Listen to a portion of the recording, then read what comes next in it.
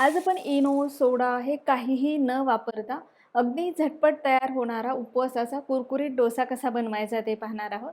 यासोबतच आपण भाजी आणि चटणीची सुद्धा रेसिपी पाहणार आहोत.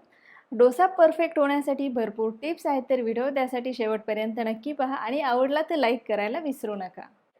आता त्यासाठी आपल्याला सगळ्यात आधी काय करायचं आहे, का मिक्सरच्या जारमध्ये 1 कप एवढी भगर घ्यायची. भगर किंवा काही ठिकाणी याला वरीचे तांदूळ म्हणतात. तर 1 कप एवढी घेतलेली आहे. त्याला भाजलेलं वगैरे काहीच नाही, तशीच घ्यायची, स्वच्छ करायची, एखाद्या कपड्याने पुसून घ्यायची आणि मग आपल्याला वापरायची.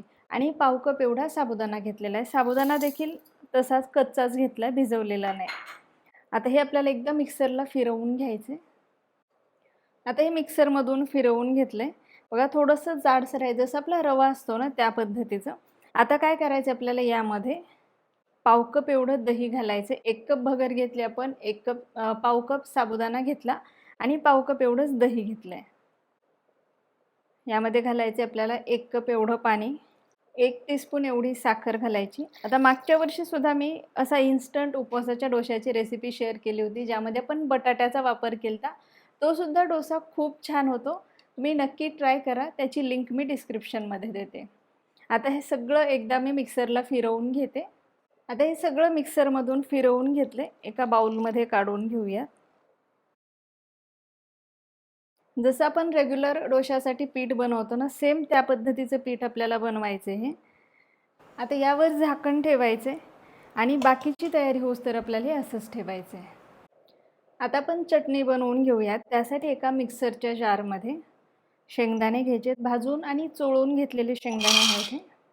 त्यामध्ये हिरवी मिरची घालायची, थोडंसं आलं घालायचे. जर तुम्ही ना जे पदार्थ उपवासाला खातात ते पदार्थ यामध्ये घालू शकता. मीठ घालायचे. साधारण पोहे खाण्याचे 2 चमचे मी यामध्ये दही घालते. दह्याच्या ऐवजी लिंबाचा रस देखील चालतो. यासोबतच यामध्ये मी थोडी साखर घालते आणि थोडंसं पाणी घालून ही चटणी वाटून घेते. बघा आता आपली चटणी देखील तयार झालेली. आता एरवी जर तुम्ही ही चटणी बनवली ना, तर त्यामध्ये कोथिंबीर घालायची, कढीपत्त्याची फोडणी करायची, एकदम मस्त लागते, खमंग लागते ही चटणी. बघा यामध्ये आता आपण कोथिंबीर वगैरे काहीच घातलेलं नाही, त्यामुळे याला रंग तेवढा छान दिसत नाही, पण चवीला एकदम मस्त लागते. आता यानंतर आपण बटाट्याची भाजी बनवून घेऊया. आता एक पॅन गरम करायला ठेवला. त्यामध्ये आपल्याला आवडीनुसार तेल किंवा तूप घालायचे. इथे मी तेलच वापरते. तेल आता गरम होऊ द्यायचं. तेल गरम झालं की त्यामध्ये जिरं घालायचे, हिरवी मिरची घालायची आणि याला परतून घ्यायचं. आता मिरची परतून झाली. यामध्ये मी उकडून आणि हाताने मॅश करून घेतलेलं बटाटा घालते.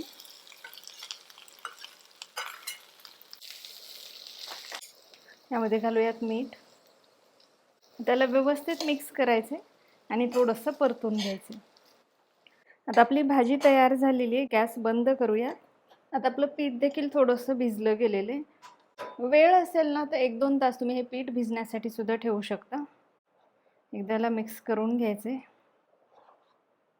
याला लगेच हलकी हलकी जाळी दिसायला लागते. यामध्ये आपण जे दही घातले ना, त्यामुळे डोशाला जाळी छान पडते, डोसे मस्त होतात. यामध्ये आपण मीठ घालूयात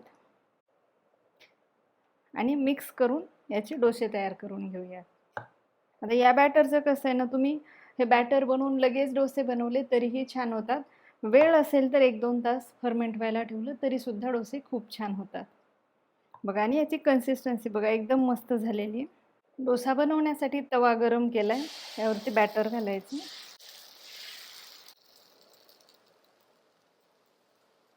तर यावरती ना आवडीनुसार तुम्ही तेल किंवा तूप टाकू शकता. लो टू मीडियमच फ्लेम ठेवायची आपल्याला. बघा त्याला असं छान हलकासा ब्राऊन रंग यायला सुरुवात झाली की डोसा काढून घ्यायचा आहे आणि आवडत असेल ना तर त्यावरतीच आपल्याला भाजी घालायची. त्याला काढून घेऊया. बघा एकदम मस्त कुरकुरीत असा आपला इथे डोसा तयार झालेला आहे. आता याच पद्धतीने आपल्याला सगळे डोसे तयार करून घ्यायचे. तर इथे बघा एकदम मस्त असे आपले हे डोसे तयार झालेले आहेत. खायलाही खूप टेस्टी लागतात. नक्की करून पहा. रेसिपी आवडली असेल तर लाईक, शेअर आणि चॅनलला सबस्क्राईब करायला विसरू नका आणि तुमच्या कमेंट्स नक्की कळवा.